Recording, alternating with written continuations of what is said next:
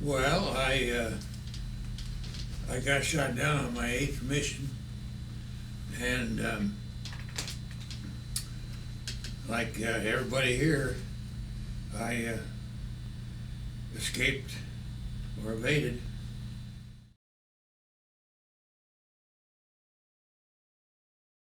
I was up in the air, and two Focke wolves came in and just shot the heck out of us. I took off from Thurley, England. That was our base. I was in the 306 and 369th Squadron. Mm-hmm. And we got over there right after the Schweinfurt raids, so they needed a lot of replacements. And So they put you in a B-17 and started flying you. well, of course, I was in B-17 before I got over there. Yeah, of I was course. in training. But anyway, I was shot down and by these Focke wolves, and they got us pretty good. They two of my men were killed in the plane, and everybody was wounded. Two evaded capture. I was one of them, and my tail gunner was the other one. So, and then three of them got down safely, but they were picked up by the Germans, and they were interrogated, and then they were marched out into the woods and shot in the back of the head. Oh. So I left 5 men over there.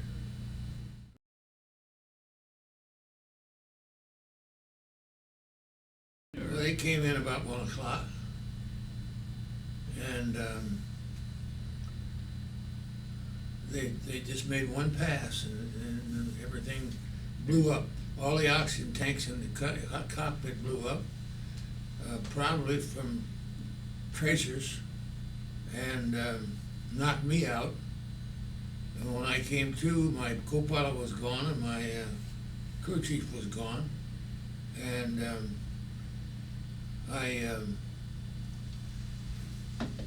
I came to, and I tried to put the fire out, and wasn't much success.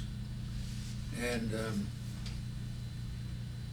so I jumped with the rest of the crew had jumped before that, and I did a delayed jump, opened the chute about 1,500 feet, and I came down in a forest, and the parachute got caught between two big trees, and I was just hanging there between them, about 20 feet off the ground.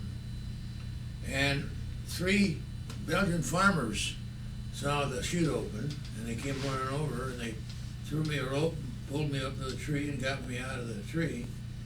And one of them took me off into the woods and hid me.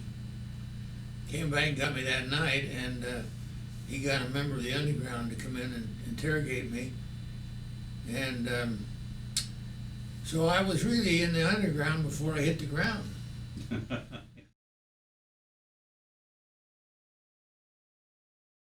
Took me in the woods. I was limping along with my arm around one of the guy's shoulder, and he told me to stay hidden there in the brush, and he'd come back and get me at night.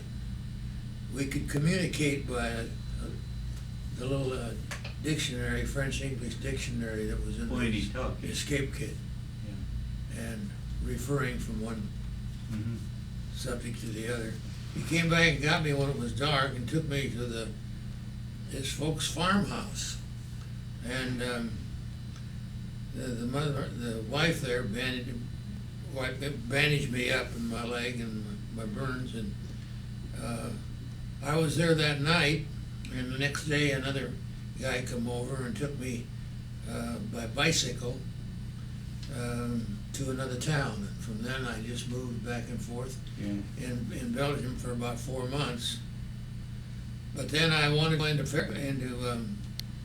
into France because Patton was coming around the Falaise Gap there, and I wanted to go and meet them. But they took me into France. I got into another underground unit over in France, the White Army, and they had communication with the Belgian government over there, and we would get instructions by radio on what to do, and they knew every convoy that was coming through that area, German convoy. And so the French lieutenant in charge of that group, and there were a few Belgians there, and a few French, and a few Algerians, and anyway, they were always suspicious of you when you moved into a new group. But after I was there about a week, this French lieutenant asked me if I wanted to go out with him that night. I could speak French by that time. Mm-hmm. And I said, yeah, sure. So he said, come on, I said, I'll give you some equipment. Well, he gave me a backpack full of dynamite sticks and detonators. He gave me a submachine gun that I carried on my shoulder, ammunition belt with a lot of ammunition and 45 on my hip. And off we went, and they showed me how to make bombs out of these sticks and dynamite sticks, and put the detonator in there, and we'd plant them in the road in anticipation of the German convoy coming along. And sure enough, they come along and they hit those dynamite. They look like a cow pad, round. A little cow pie, right? Yeah, right. And they'd hit those things and blow up usually the lead. Whatever it was, whether it was a tank or a truck, they'd blow up, and it was mainly just a harassment. Convoys a half a dozen times, and we blew up a couple trucks. A couple tanks, and we set up a roadblock and do as much damage as we could. When you set the mines in the road, was it on the side of the road or in the middle of the road and covered it up so the tires that hit it? Yeah, they were just narrow little country roads, you know, and we'd put them in the road and space them across the road, zigzag, so that the truck could be, or tank, whatever, would be bound to hit them. And but that made it interesting for the Germans. Yeah.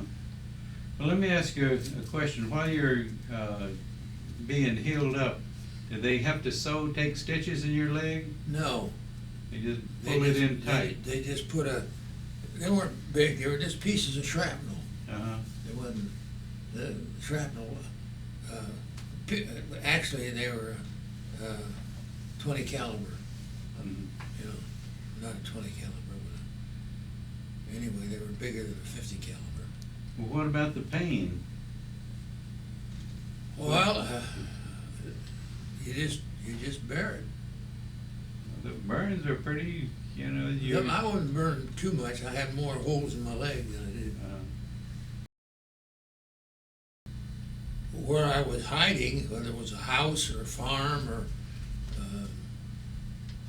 all kinds of different, buildings, they kept you hidden, and these people that hid you, they were different personalities, of course. Some of them were brave, some of them were scared to death. Mm-hmm. And the ones that were scared of hiding you, they'd move you pretty quick. The ones that weren't scared, you might stay there 6 weeks. Well, if they got caught, what happened to them? Shot. The family, all the family, or just the ones that hid you out? The whole family was arrested, and they would arrest, but they'd let the women go after they got their name and address and all the information from them, and interrogated them. And they would arrest all the men in the family. And of course, there weren't too many men in the families. They're old men, because all the young men were in the labor gangs. But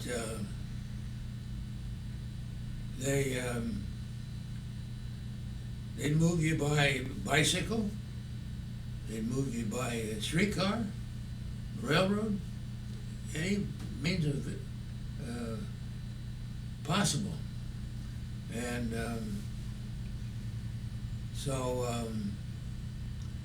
but then when I went into France, why I went by bicycle. And woman that I was staying with, she got a bicycle, 2 bicycles, and we took off toward France.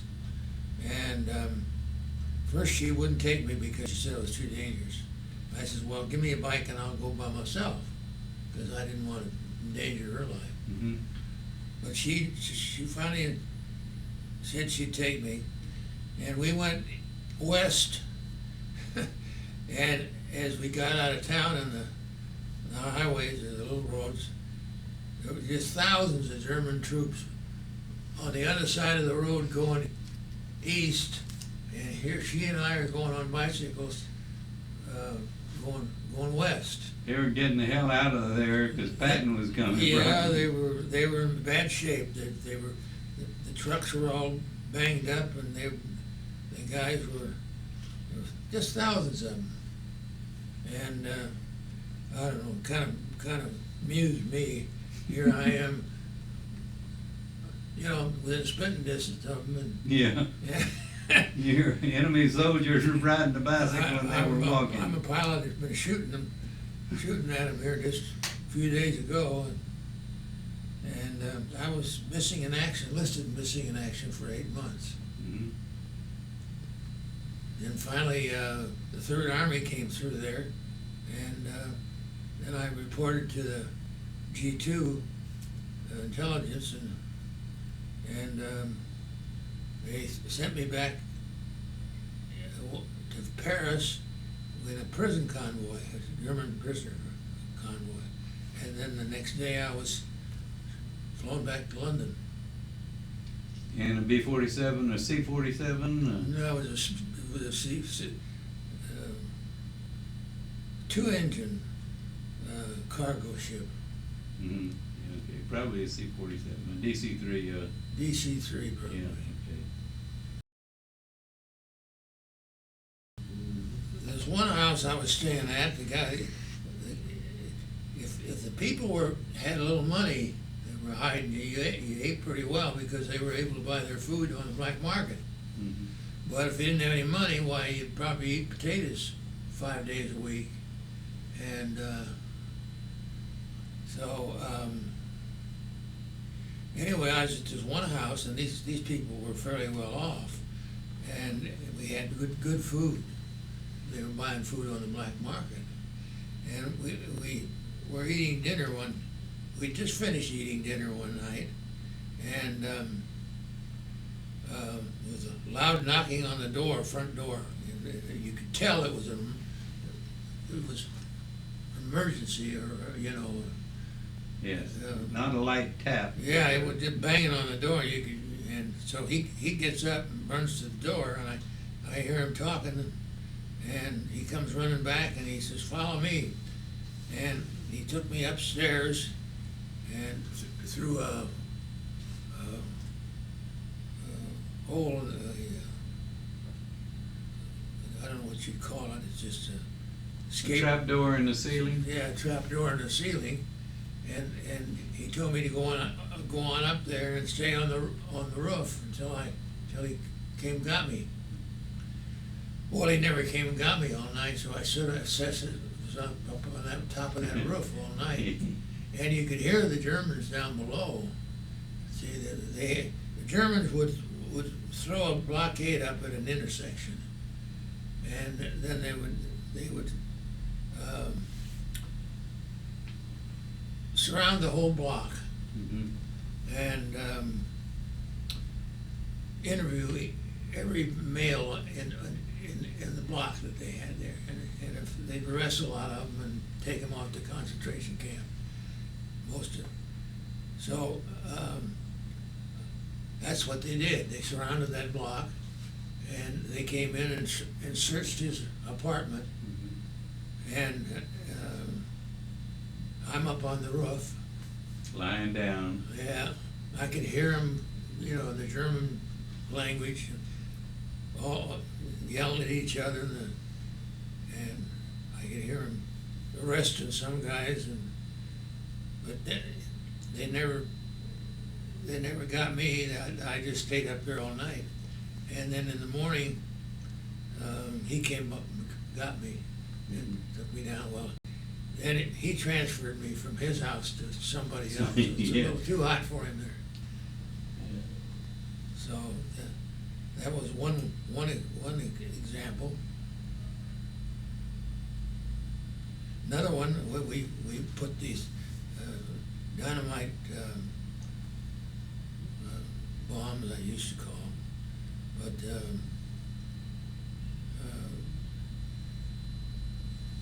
the convoy came along, and there was a truck leading it, and the truck ran over one of these bombs and blew the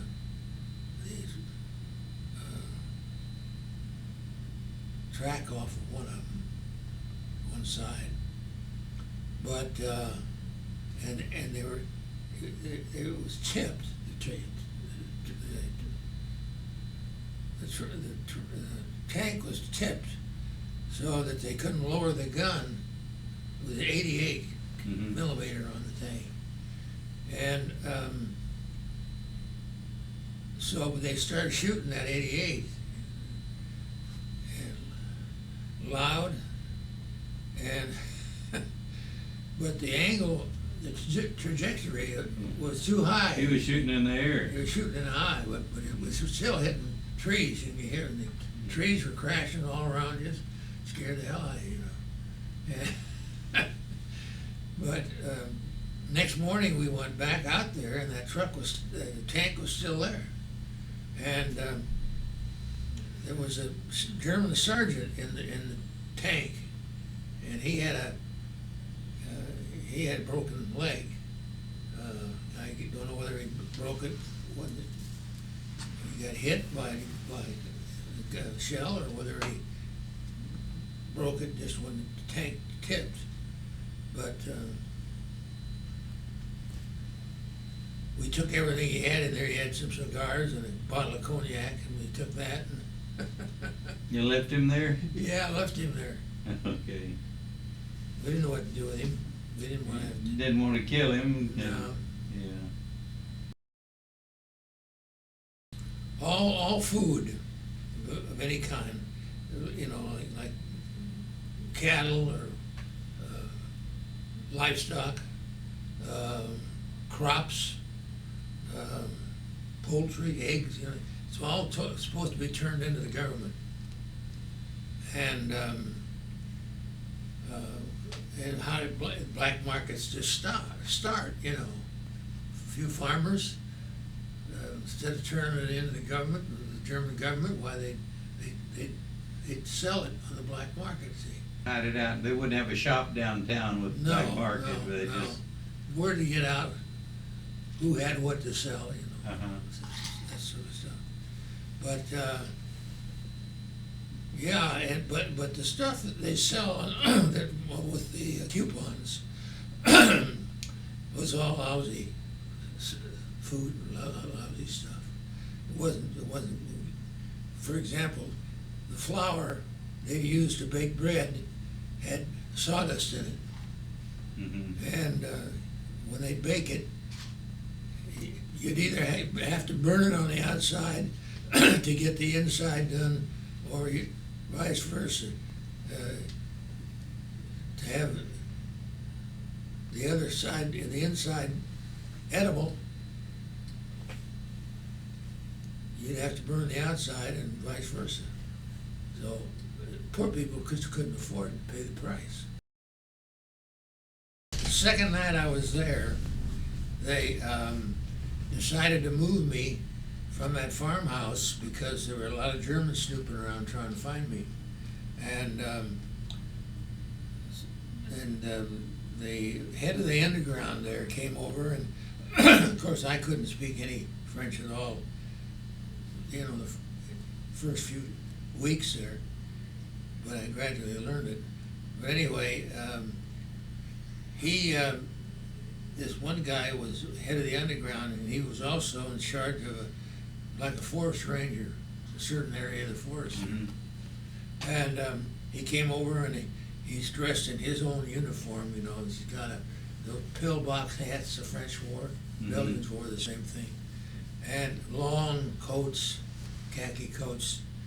And he bought me an extra coat and a hat like he wore. And he had a tandem bicycle. So he took me to the next town to get me out of that area where the Germans were looking. And but I couldn't help him much with that tandem bicycle because I couldn't put any pressure on that one leg. And so I would just, as pedals came around, I'd kick that pedal with my good leg, and that's about all I could do. And we were going up a hill, and I had to get off and use the bicycle as a crutch. And we were going up this hill, and it was a miserable night. It was cold and black as the ace of spades, and raining like cats and dogs. We got up this top of this hill, and as we got up to the top of the hill, I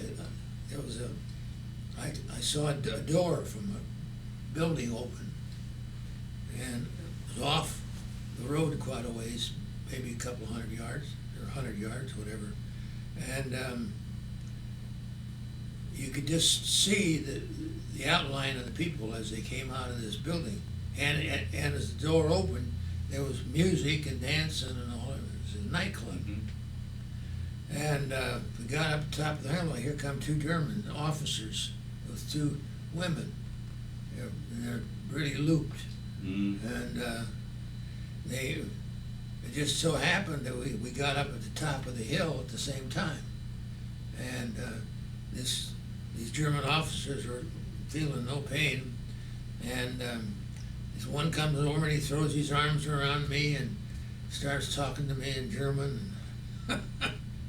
And I didn't know what he was talking about, but he was asking me for a match. Mm-hmm. And so the Belgian, he handed him a match right away, so he let loose of me, and so he could light his cigarette. And I thought that was kind of exciting, and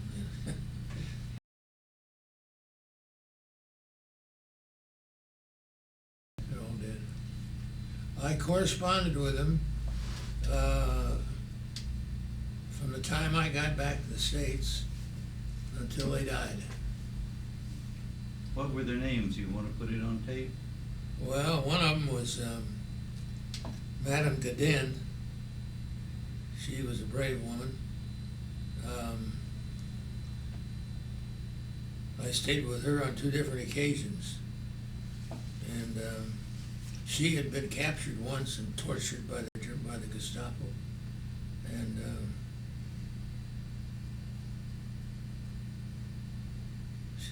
And then the guy that the house I was at, where they pounded on the door and were searching the houses while I was up on the roof.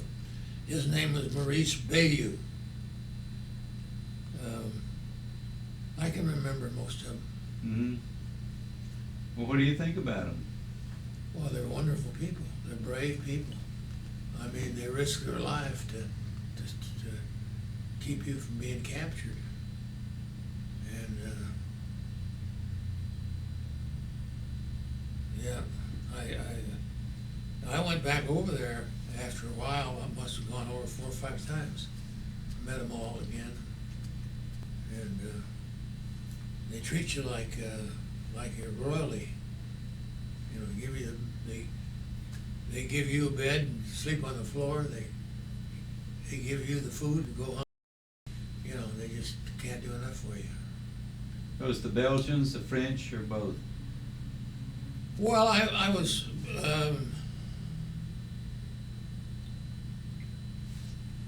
more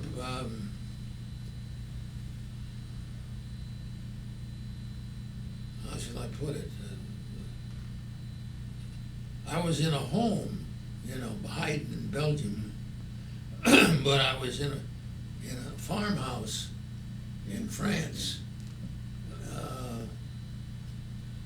and had a room in a farmhouse, and it wasn't there wasn't the warmth there. It was kind of a business. You were there to do as much damage to the Germans as you could.